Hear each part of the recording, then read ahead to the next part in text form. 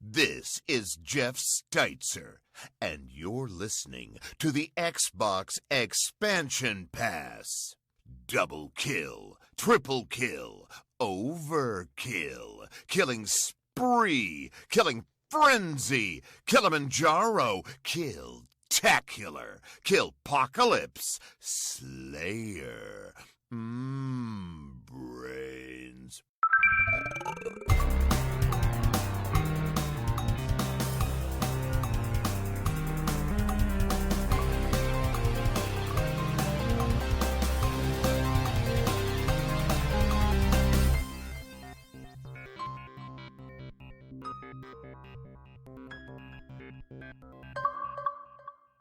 Welcome welcome all to episode 130 of the Xbox Expansion Pass, recorded on Monday, May 9th, 2022. I am your host, Lohr, the InsipidGhost.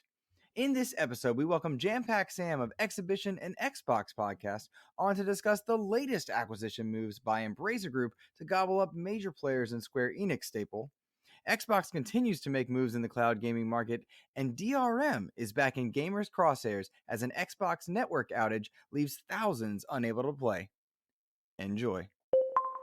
Yet another week of gaming is upon us and behind us. Welcome to XEP, discussing all things in the gamerverse as they pertain to the Xbox ecosystem. And as I want to do each and every week, I like to start the show by offering words of kindness to those who have made my gaming week better. And this week, the words of kindness are extended to my guest, Mr. Jampack Sam from Xhibition and Xbox podcast, joining me on short notice, helping me out, chatting it up with gaming front stuff. Sam, what's up, dude?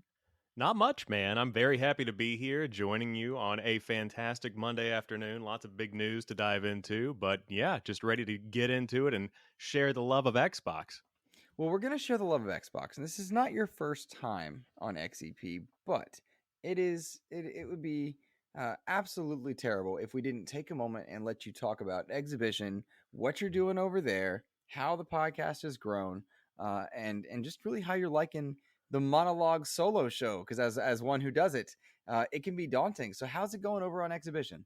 Xhibition is good. For a long time, I had a podcast called the Jampack Report, where it was a daily gaming news show. And so after my life changed and I started my career, I wanted to do something on kind of a weekly cadence. And I had fallen in love with Xbox as a platform. And so I figured that I would go ahead and start that show. We are on episode 50 as of last week, so coming up on 1 year. And it is great. I really love digging into the news every week, and it kind of brings back the journalism stuff that I did in college in a big way. So it scratches that itch and all feels good with that. But the monologue stuff, it can be very daunting, like you said. So I definitely want to get more people on the show to kind of share that hosting experience and hosting responsibility and just have some good conversations. But on a week-to-week basis, it's fun to just dive into the news, kind of share my thoughts on it. And there's always some good stuff in the comments and the shares and the conversation on social media as well with it. It's just this one big community experience. And it's helped grow the channel. We just passed 1,000 listens on the podcast audio version, thousands of views. Pretty good stuff. That's cool, man. That's awesome. And you were talking to me at one point. I know you've mentioned it on the show as well. You're trying to looking to get interviews, industry interviews as well. Yeah, definitely. I love talking to everybody from indie developers all the way up to AAA developers, the back end of the games that we love. That's just my kind of bread and butter. Whenever I'm not creating stuff, I love watching no-clip videos from Danny O'Dwyer and that crew. So being able to just talk to people about the games that we already love and that we know and also that are coming is something that I really want to do more of. One of my favorite episodes that I've done so far of Xhibition was actually an interview with Witchbeam, the team behind Unpacking, which I loved from last year. And it was great to be able to talk to them kind of before the game really blew up and kind of get into how it was impacted by Game Pass and how they had seen the game itself grow over the years. It was really, really cool. So definitely looking to do more of that in the year ahead. That's amazing, dude. And really the reason I'm asking you all of this is for anybody that's listening to XEP that has not listened to Xhibition, they absolutely need to check it out because, guys, it's very similar in nature, but Sam's just got this perfect voice for it. And I'm all about hearing the stories of more people in creation and developing. different types of games. And so to me, that's the coolest thing in the world. So I'm super happy to hear you're doing that and seemingly just enjoying it. Yeah, definitely, and just getting into the news on a weekly basis, and it's what I've always loved. I grew up reading Game Informer. I grew up watching G4 back in the day before it had the reboot a couple of months ago, and so being able to take that passion and kind of channel it into podcasting and content creation as I got older, it's something that's as deep a part of me as breathing and drinking water at this point. So it's always fun to jump on the mic and share some thoughts for sure. Nice. Awesome, dude. Well, we've got plenty of opportunity to do just that now. It's funny how time works, Sam, because it feels to me like the big acquisition from Embracer Group, the $300 million acquisition of Square Enix Western Studios, it feels to me like that was months ago at this point. It's been a week. We're recording this on a Monday evening. So it's been a week since the news hit, but based on when I recorded the last XEP, it feels like a lifetime ago. And so I want to go over the news from that big acquisition. Whereas we had this, $69 billion Xbox Activision acquisition by Xbox, where Activision kind of is going to be folding into Xbox's community. And then we followed that up with Sony's $3.6 billion acquisition of Bungie. It felt like billions had to be the word used anytime you spoke about acquisitions. And now we see what has to be one of the most frugal decisions ever. Not to say it was a good one all the way around, but Embracer Group has gobbled up Square Enix's Western division to include studios Crystal Dynamics, Eidos Montreal, and Square Enix Montreal, and a catalog of IPs, over 50 back catalogs of IPs, including Tomb Raider, Deus Ex, Thief, Legacy of Kain. They did all this, Sam, for $300 million. When you compare that to $69 billion and $3.6 billion, it feels like the steal of a century. When you saw this, were you as skeptical of it as I was? What were your first reactions? I don't know if skeptical is the right word, but there was definitely this amazement at, like you said, $300 million for these really, really beloved IP specifically. But then you look at stuff like Crystal Dynamics, where that team, I mean, if you had come to tell me, and again, I don't know direct market values, I'm sure somebody in the comments could say they're not worth that much. But if you had told me Crystal Dynamics acquired for 300 million, that's a headline that would be believable just because of the size of the studio and the projects they've put out. Mm-hmm. But then you look, and it's 3 studios of that nature, and then all of these IP, and it was just one of those Monday morning announcements where it wasn't as jaw-dropping as the Activision Blizzard stuff, but I would put this one well above Bungie's acquisition by Sony, I think, in terms of just my level of interest and level of, I guess, being impressed by the deal itself. I think this is a very interesting shift for the industry overall. It's wild to me. It's wild. And it's strange to me to see such a disparity in terms of the amounts paid, particularly given the catalog of IP that are now moving with these 3 studios over into Embracer Group. The catalog of IP seems to be the most powerful element of it. And when you look into it, we know that Square Enix has had a history of, how should one say this diplomatically, bashing? Yeah, we're just going to go with bashing. Their Western studios, talking about how they didn't meet expectations with all 3 of the Tomb Raider remakes, even though they've combined sold well over 30 million copies, saying that Crystal Dynamics didn't meet expectations with Avengers, which I think is a very fair statement to say there. But then to suggest that Guardians of the Galaxy also didn't meet expectations, and they consistently say this about their Western studios. It felt very much as though they were trying to get rid of these Western studios, and I don't know if that is the case. That's something they were trying to do, but it felt that way, and because it felt that way, this deal feels all the more suspect, at least in my mind. Man, the IP part, I just can't get past that, Sam. Yeah, it's pretty big, and I mean, even thinking about the ones that are included specifically that everybody's been focusing on. I have the announcement pulled up here, and I mean, you're talking about Tomb Raider and Deus Ex specifically, along with Thief. Those 3 alone, I mean, if you rebooted those and you really kind of brought them back into the limelight, Tomb Raider itself doesn't need a reboot, and there's already another one in development. But specifically with Deus Ex and Thief, bringing those back into the limelight, you have your investment most of the way paid for at that point. Like, those are going to be doing numbers. Specifically with Deus Ex, I watch Co Carnage on Twitch, and I know that he is a huge fan of that. And so there are tons and tons of people out there that want these games. And for the Embracer Group acquisition, I think they are now in the hands of people. They can help make that a reality, where Square Enix might have been a little bit more hesitant to go all in and fund those projects. Yeah, no, it's wild to me when you look at the IP that they've gotten kind of gobbled up there. Are there any that surprise you most that Square Enix was willing to let go?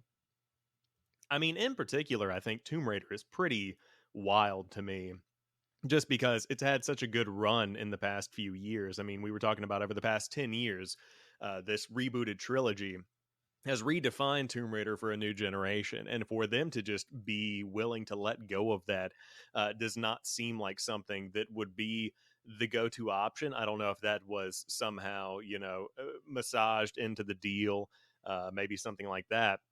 But once again, just looking to Deus Ex and Tomb Raider, I think those are the two biggest shockers for me personally. Yeah, it's definitely just wild when you think about the kind of the ramifications that can come from it. I know when you look at Embracer Group now, amidst all the other acquisitions, they now have goodness, let me pull this up because this is just wild. They will now have 14,000 employees, 10,000 game developers, and 124 internal studios. They have also stated that they have 230 games in development across those studios, and more than 30 of those are AAA titles. That is astounding to me. Absolutely astounding, the amount of catalog they command there. That's not to say that's true, like, attention demanding IP, but the amount of work they're trying to do and put out there, it it certainly seems to be a buy low and hope for the best and see if one of them makes a big hit type strategy.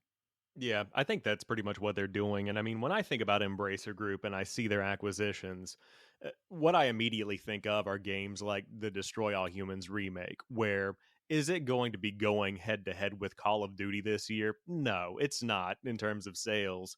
But there are people out there that want that, and there is a community out there that will discover it for the first time. And then if it lands on Game Pass, all the better for it. So I think they have a wise strategy when it Mhm. comes to the games they're developing, because they aren't trying to put out the next big hit necessarily. They have goals in that space, and I think that's kind of what you saw Square Enix try to do with Outriders last year. But now, specifically with these IP moving over to Embracer Group, I think you're seeing, again, that bigger focus on those AA level games, and there's a market for that, in the same way that Netflix is really successful with these kind of B tier movies. I think that Embracer Group can have a lot of success with the AA level games that a lot of people don't have the funds to make because they're out of the reach of an indie studio. Mhm. But the big AAA studios aren't willing to go that low to help make that experience happen.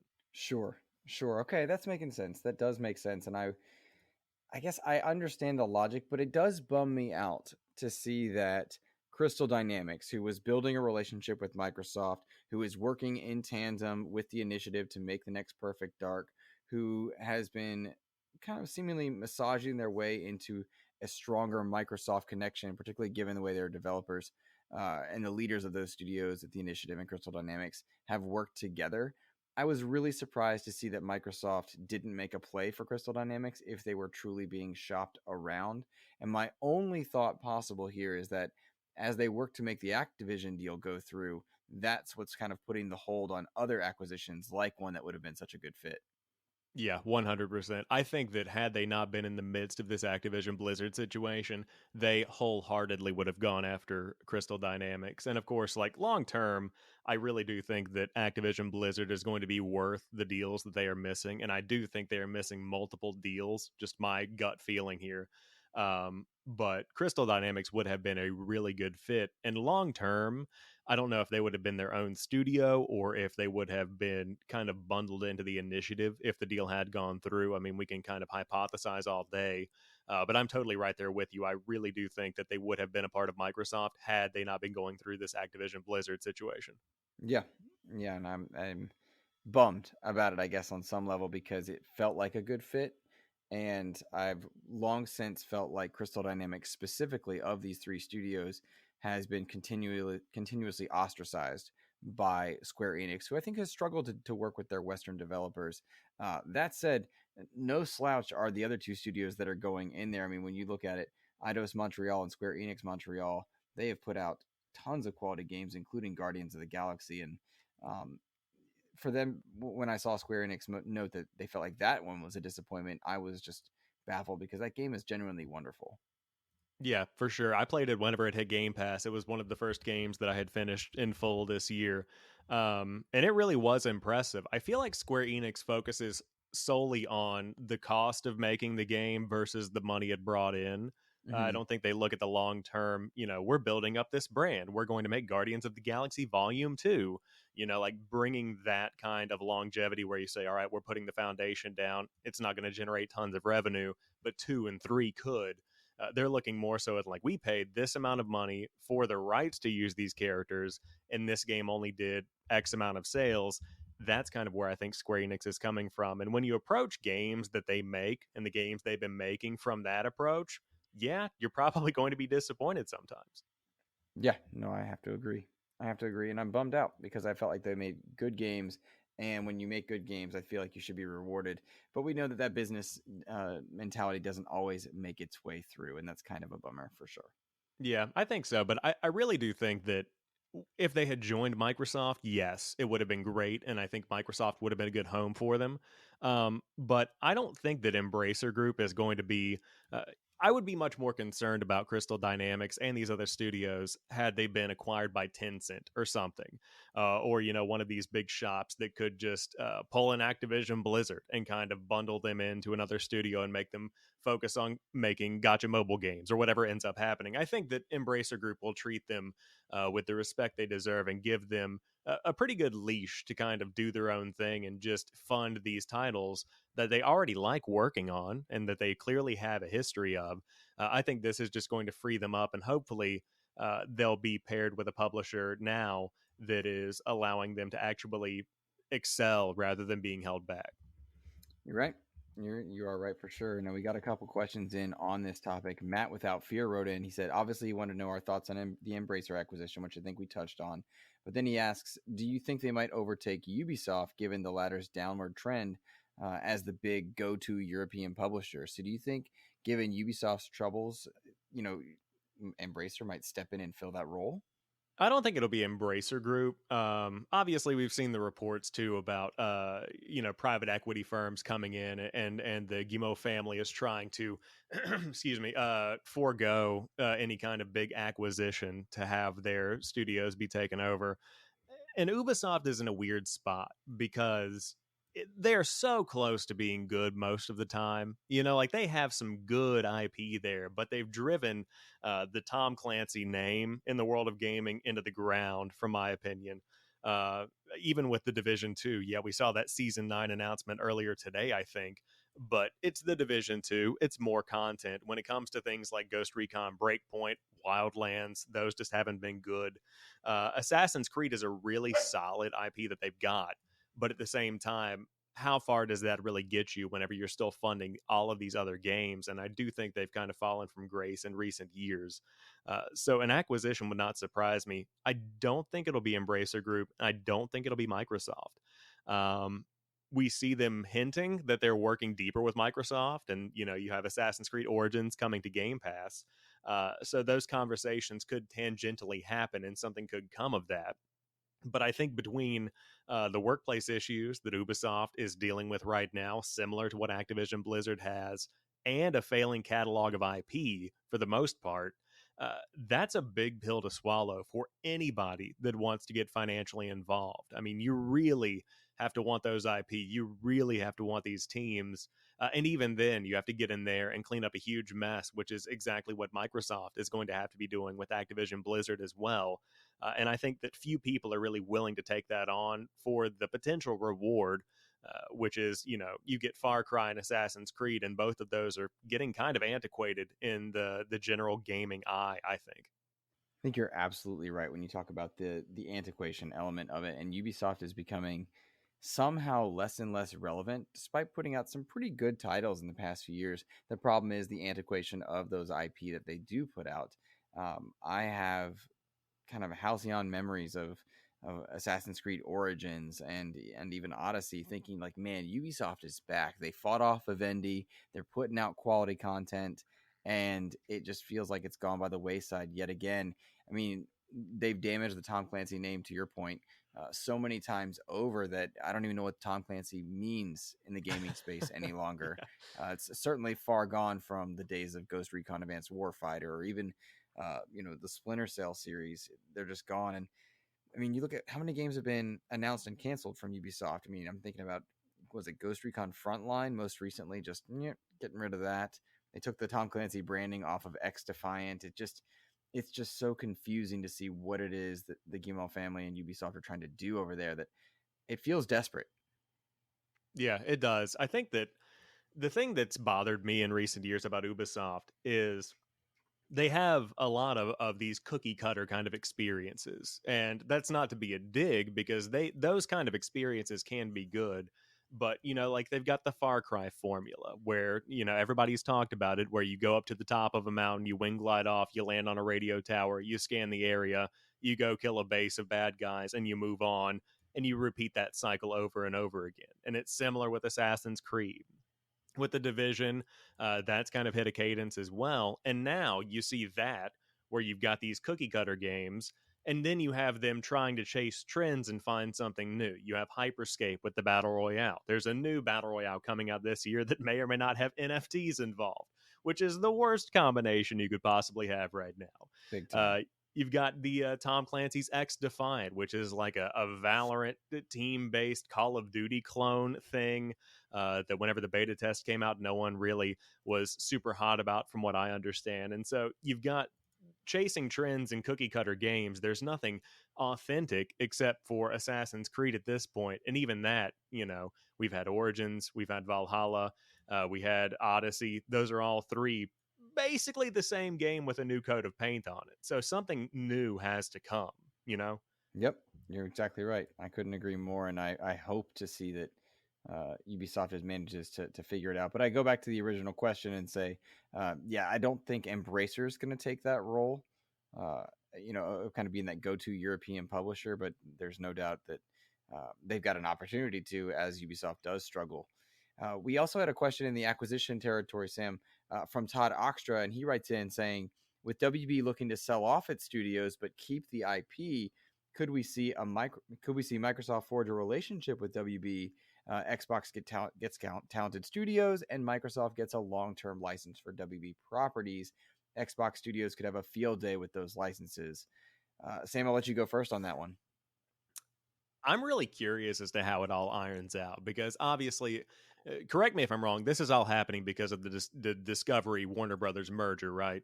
Correct. Yes. Yeah. So like that came through, and now you've got a whole bunch of big wigs sitting in conference rooms saying, all right, we've got these things to sell. How do we sell them? Who do we sell them to? I don't know about Microsoft getting involved directly, because I do think that Microsoft is very focused on finding something, or I should say finding partners that are good long-term fits. And I do think that there are some long-term fits there. But the question is, which ones? I would love to see the Middle-earth Shadow of War, Shadow of Mordor franchise kind of come into the Microsoft vein. I think that fits with where they're going with all these RPGs and that kind of thing. And so I would love to see that one come into the Microsoft fold. And in terms of studios, you've got your pick of how many in that catalog. But the question that I want to bring, and the hypothesis that I want to bring, are, with Sony getting involved in the fighting game space, specifically buying Evo, will they end up trying to get the rights to Mortal Kombat and make that a PlayStation exclusive and blow that competitive scene up? That's what I think is going to come of this in the biggest way, and be the biggest news story. That's just my prediction on that one. That's an interesting take. I don't know that I like the idea of that, given the relationship between Sony and Street Fighter. I would hate to see the two most prolific and dominant fighting games go to one platform. I'm not a fan of exclusivity in that sense of the word, I guess you would say. Uh, I do see a world where that is a thing they're trying to do, and I don't like it. It bothers me for sure. Um, man, I'm torn on that one. That it irks me, Sam. It irks me No, big. yeah, I know. Whenever I first thought about that, I was like, it makes perfect sense though. Like it from a business perspective, to buy Evo, to buy Mortal Kombat, that makes a lot of sense. I'm with you.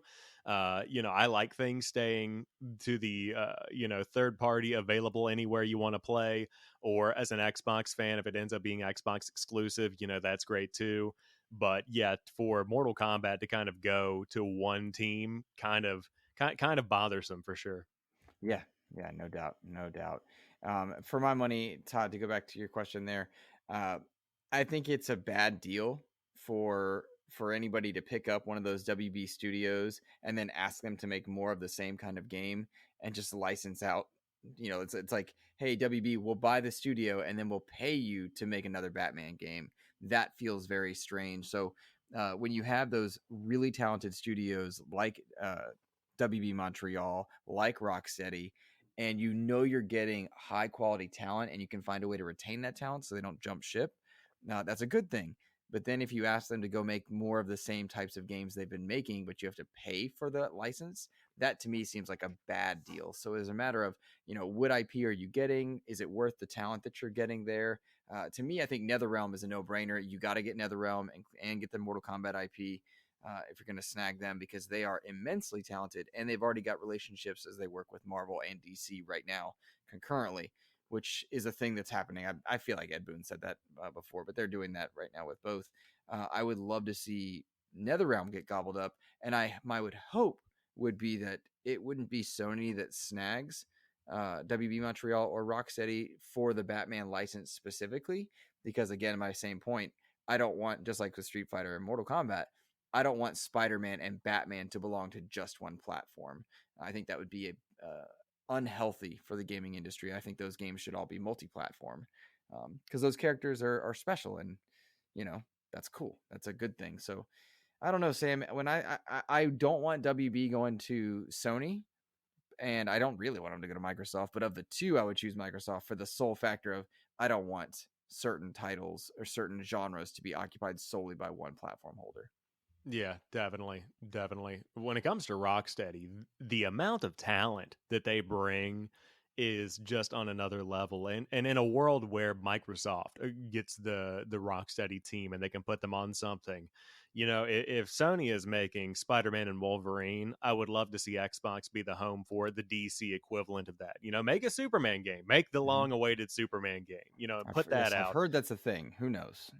Yeah, I mean, who knows at this point? But I think we've all seen that Unreal Engine 5 tech demo that's been floating around on Twitter, on Twitter, where you can see like somebody's made a Superman style experience, and you're like, okay, that's a game I could definitely play. Mm-hmm. Microsoft could be the home for that kind of thing, and again, this is all just hypothetical.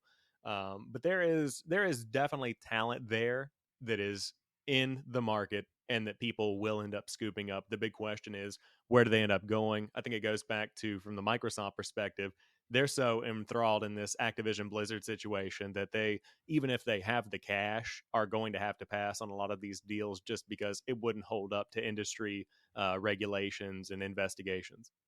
No, I think you're absolutely right. And all the more interesting will be just how how does one say this? Just how they decide to pick and choose which ones to go for and which ones to hold back on. Because as they make this Activision deal, I wonder what that's ruled them out of for the future, what that's made available to them for the future. And, allegations of what Bobby Kotick's doing has certainly had to have complicated the matters. Um, WB feels like a big one, as does the idea of snagging, other things or competing with 10 Cent or even Embracer Group themselves. It it it's just an interesting thing to watch from the outside looking in. Yeah, it totally is. And I think that Microsoft is kind of an open book when it comes to acquisitions because we see with the Activision Blizzard catalog, some games will be exclusive, some won't. Call of Duty will not. So if they acquire another big name like that, what happens with these other catalogs? If they get the rights, will Batman be multi-platform and other Rocksteady game? Let's say Suicide Squad, again, alternate reality. But let's say that is an Xbox exclusive and the next Arkham game, if there is one, will be multi-plat. There are so many options out there. And now they have kind of set this precedent of being open to new ideas and open to new forms of distribution that might not just be focused on exclusivity, that who knows what could come of that. But yeah, the Activision Blizzard thing is incredibly complicated. I don't envy those lawyers. I think it's a huge pain. And as a fan, I'll be glad when it's over with so that we can kind of move past these conversations and focus on the games themselves rather than the news. Yeah, no, I think that's a fair point, and a fair statement there. Let's transition now to kind of the other ongoing element. This past weekend, Xbox made headlines intentionally and unintentionally as they talked about kind of their online cloud gaming space. And in doing so, discussed a bit of the Xbox network, which I will always call Xbox Live. And then, kind of in tandem with that news, there was some DRM frustration as Xbox network went down.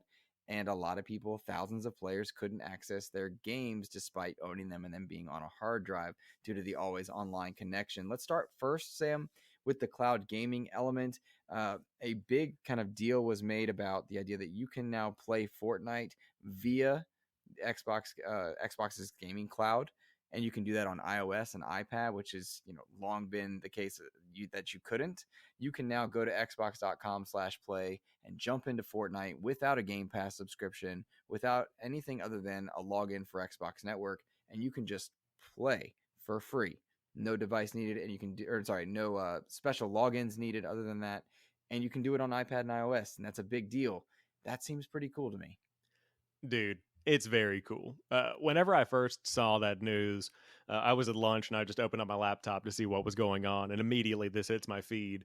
And the fact that you don't need Xbox Game Pass Ultimate, the fact that you don't need a controller, I think those two elements are game changers here because for iOS players specifically, and for the majority of Android players, this is the first time they've been able to legitimately play Fortnite without any kind of controller, without any kind of workaround, without having to sideload apps in, what is it, over a year at this point since this Epic versus Apple thing has been going on and then Google got involved.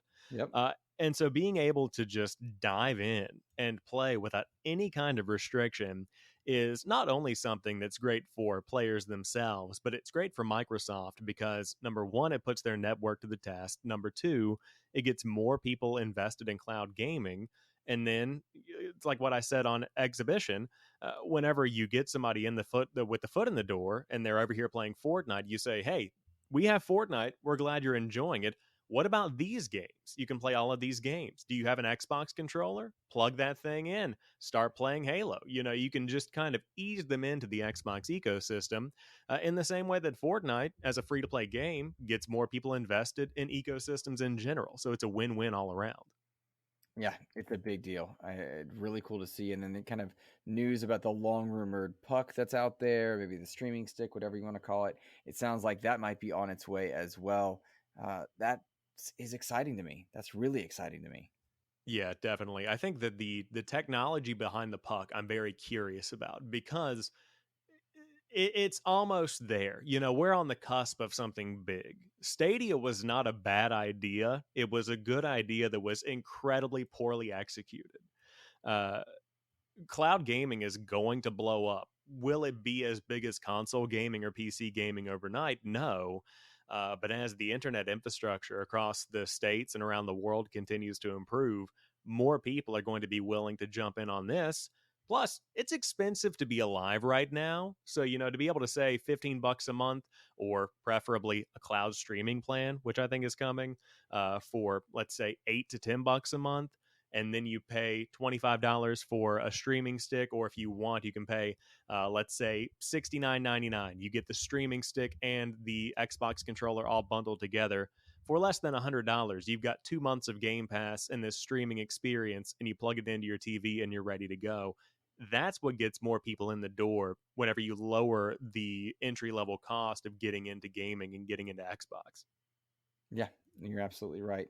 I'm excited to see kind of how that takes place. I've loved the idea of cloud gaming. It really is the accessory that you said to, your subscriptions that you already have. To me, it will not replace my console experience or even my purchasing of a device. I feel like there's something special and tangible in my element of that. But to these young bucks out there, they don't care about that. They just want to log in and go on whatever device they have, and more power to them for doing that.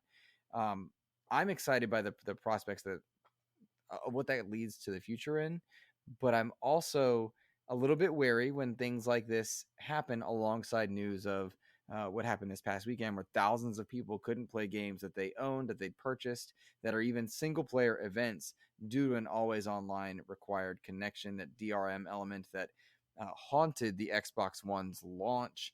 A lot of people were upset this past weekend. I got to tell you, quietly, didn't phase me, bother me in one bit. I didn't notice a single interruption, but I saw that so many people were, and I felt compelled to bring it up here. Yeah, I didn't have any issues either. I also had to work on Saturday, so I did not have my traditional gaming time. But whenever I jumped on Halo Infinite, I think it was specific issues with specific games, like you said, where if you owned a game that was not on Game Pass and you weren't playing on a home console, you could have some issues. And then I saw Jez Corden saying that some people that were playing on their home console had some issues. So it seems like it was all over the place. But at the end of the day, the DRM situation has to be fixed. Something has to be done to where I don't need to be online to verify that I own these games. I don't need to be on a specific console doing specific things. But there has to be an in between. I think there's a good middle ground because, this isn't GOG. This isn't good old games. You can't just download stuff and save it to a hard drive and expect it to work. There are expectations here to limit piracy. There are expectations here to limit, the ability to share games with people that don't own them. I get that. It's a business move. Whether you agree with it or not, it's something that's a reality in the digital future that we live in. Mm-hmm. So they have to reevaluate their approach here to ensure that when a network issue happens, because they do, and then it happens on one of your biggest weekends in a while, where you've got people jumping on Fortnite, a lot of eyes on the Xbox brand, Xbox Cloud Gaming. You've got to make sure your infrastructure looks its best. And they didn't do that last weekend. It looked pretty inconsistent. And for those that are just glancing on, now it kind of has eroded the faith in the, success of this platform long term. And I know that's, a bit of a stretch, but a lot of people might think that, and they could be a little bit less reluctant to jump on in. Well, Court Lalonde wrote in and he asked two questions of us, one of which I think you just touched on. He said, he asks, is DRM the future?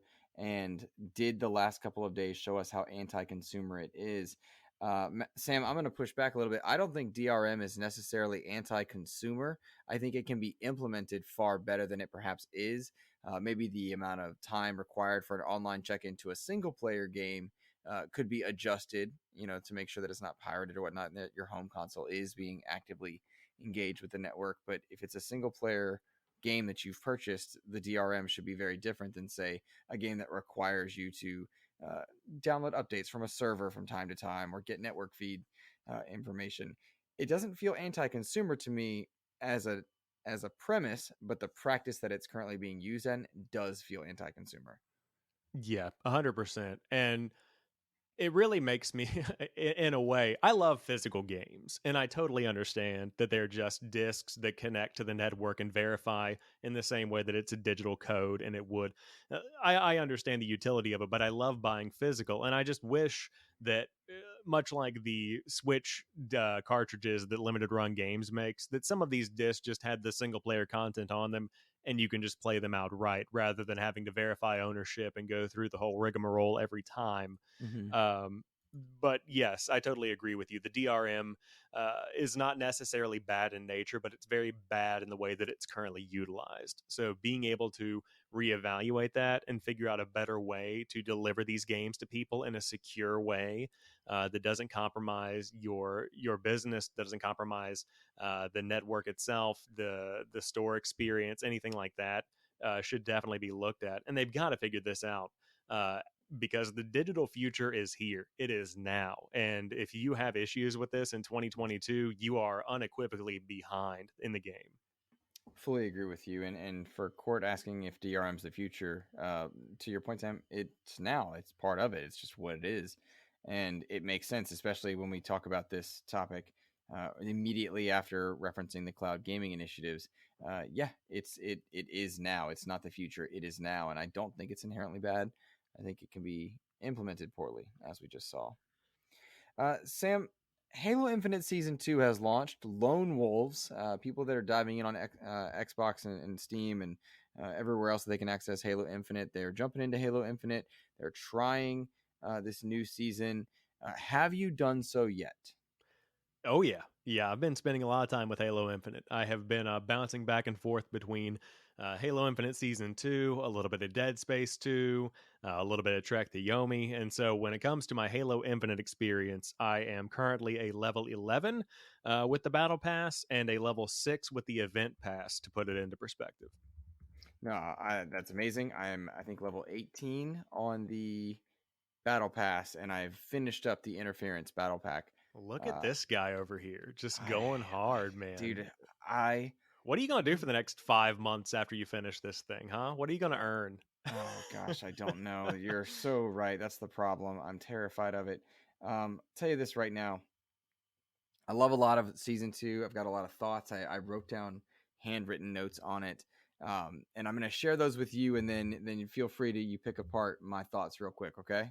Sounds good. All right, so Halo Infinite Season 2. A lot of stuff that I really, really love. I think the Battle Pass progression looks good. It's got a lot of diversity in that Battle Pass that really cleans up a lot of issues, including it's got currency in there far more often, so you can earn in-game currency and essentially buy back your Battle Pass so you can use that towards other things that are in the store. Love Last Part Standing. That is a favorite mode of mine, quickly becoming a favorite mode of mine.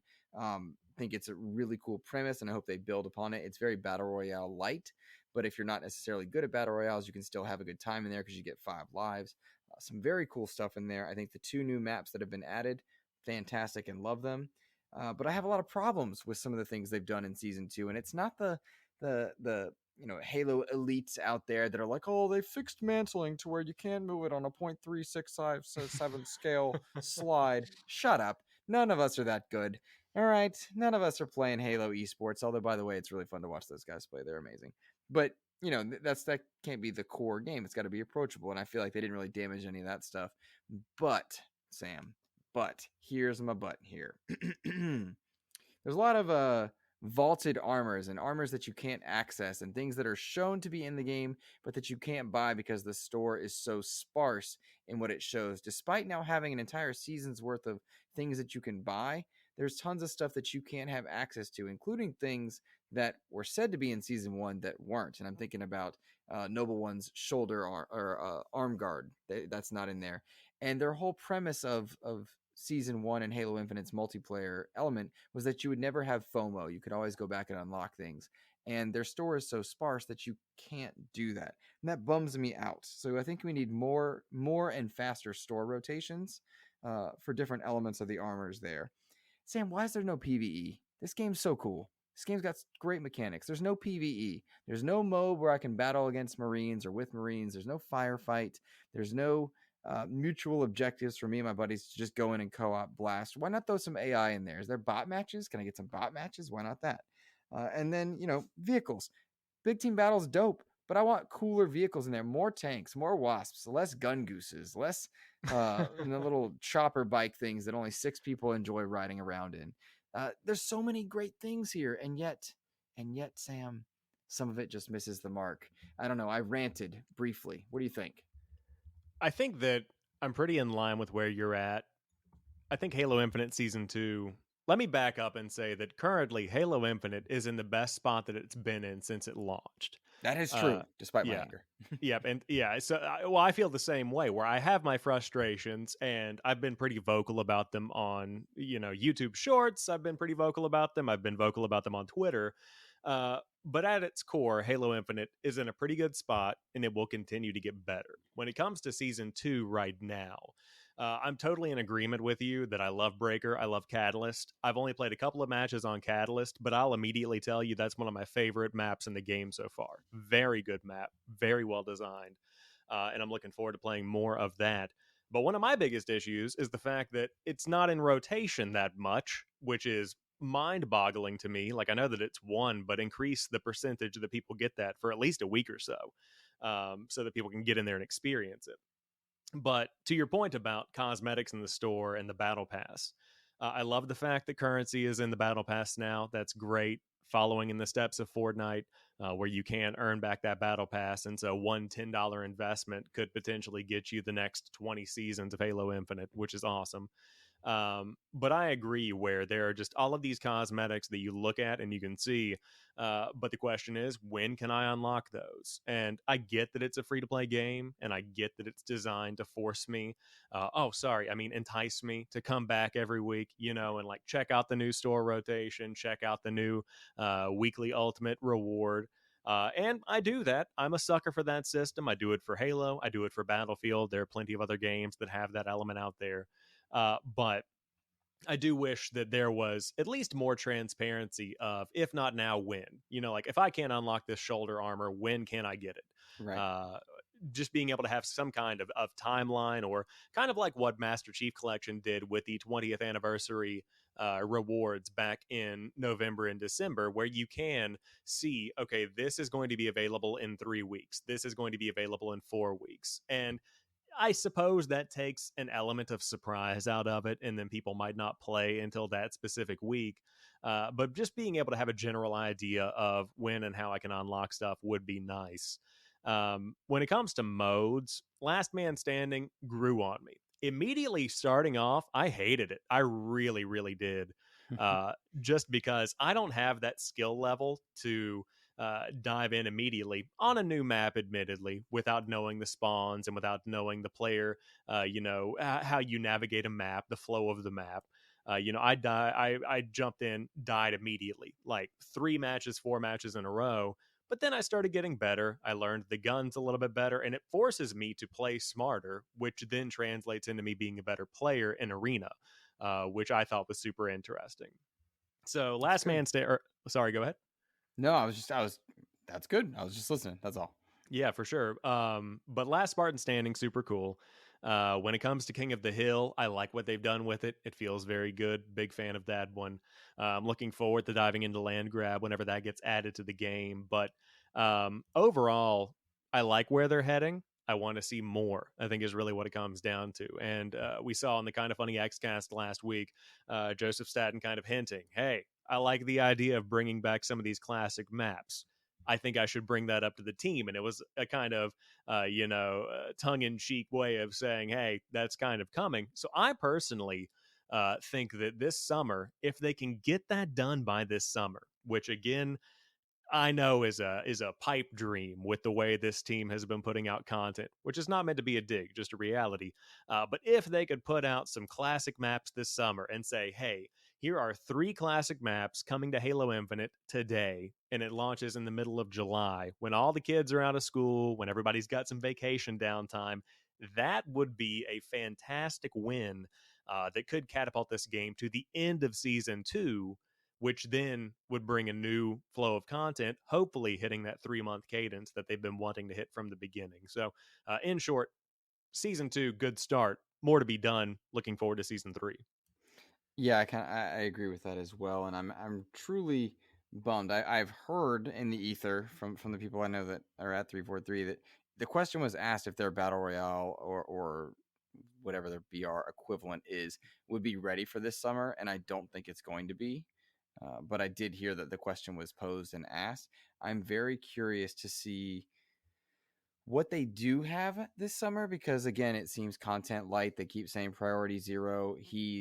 Joseph Staten is saying that the classic maps are seemingly coming, which is in contrast to what they had said originally. They wanted Infinite to have its own path. Forge is coming in late summer, co-op in late summer to probably fall.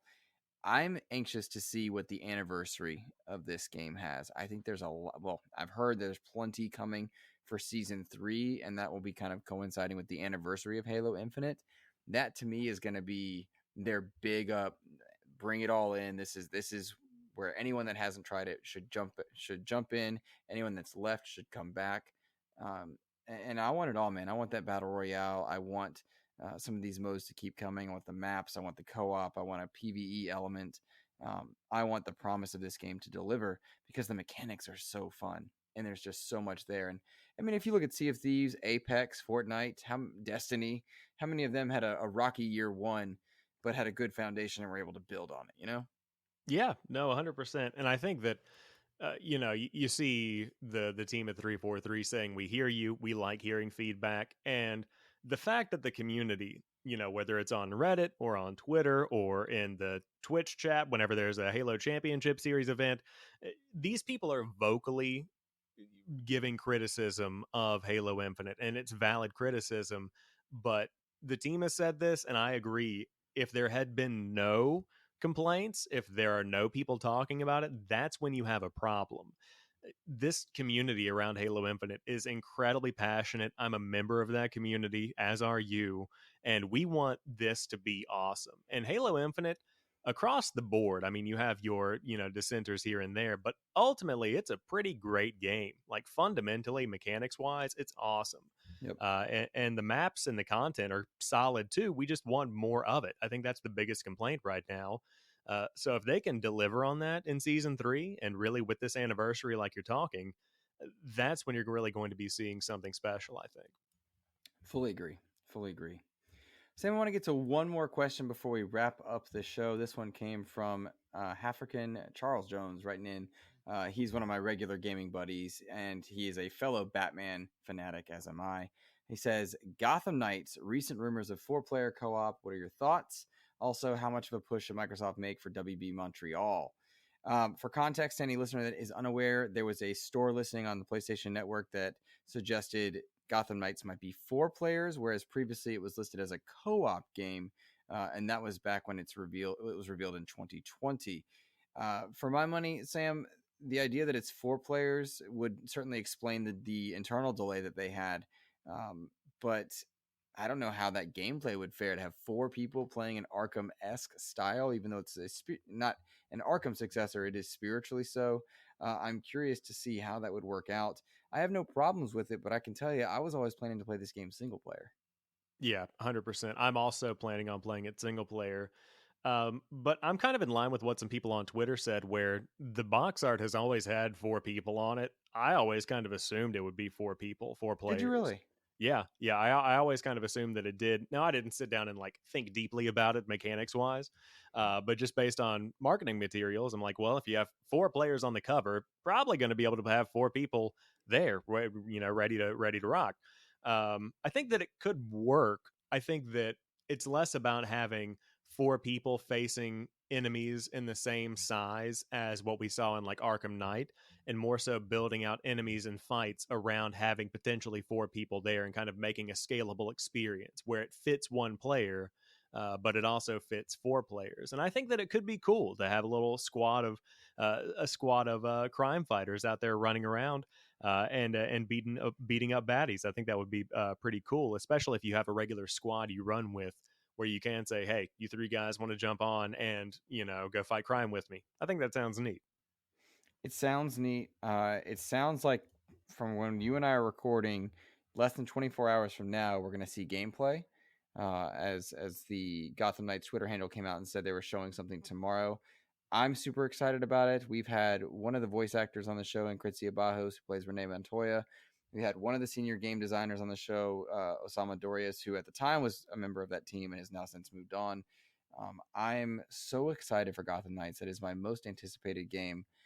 My one hope is that if it does have co-op to the 4-player degree and my buddies want to jump in, then I'm allowed to have separate save files, that they have multiple save files. So I can have my single player contained experience, and then I can have one that's a bit more kind of balls to the wall, being silly, going in, beating up some baddies with my buddies, Yeah, I think the biggest issue that I have with games that build kind of an experience around co-op is that for me, oftentimes it feels like co-op games are designed with co-op players in mind. admittedly, I look at Destiny and Destiny 2, and I think that where this game is clearly built for a squad. That's not a bad thing. But as a single player, do I find enjoyment in it? Yes. But at the same time, it really does require people. And I don't think that a Batman-esque game like Gotham Knights really needs to have that kind of experience where I look at it and I say, I need other players for this. I want to be able to dive in and have the same exact style of experience that I had with Arkham Knight and Arkham City and Arkham Asylum, and just build that out with other characters. You know, maybe it's like old school Marvel Ultimate Alliance where I can switch between them. I think they've confirmed that. I'm sure you could tell me if they have. But being able to have that kind of gameplay experience and cater to a single player is definitely something that I want to see them enact in a way that feels natural and not just kind of tacked on to this co-op experience. Agreed for sure. So, yeah, I think we're going to go ahead and call that an episode, good sir. I want to encourage listeners to absolutely go rate Exhibition and Xbox podcast over on iTunes and YouTube, Spotify, wherever you can rate his show. Please do so, and do the same for XEP. But Sam, you take a moment, plug those places where you are producing content and showing out, because for me, Sunday mornings are dedicated to waking up with a cup of coffee and Exhibition. Yeah, that's awesome, man. I appreciate you checking it out every week. And if anybody wants to check it out, you can find me on youtube.com/JampackSam, Twitter, JampackSam. Those are my two main platforms. And then the podcast Exhibition is available pretty much everywhere. But I'm making YouTube shorts throughout the week. I'm making some TikToks. You can find me on TikTok at JampackSam occasionally. But yeah, just out there, you know, talking about games, having a good time, tweeting about the news, cracking jokes. It's all just a good way to have fun and connect with people at this point. So yeah, hope to see you guys over there. And of course, join Luke in checking out the podcast every single Sunday. Alrighty, guys, you can find me on Twitter at InsipidGhost. Email me, insipidghost@gmail.com. You're already listening to XCP, but take a moment and subscribe or like anywhere that you're able to. That's it for me. Take care, guys.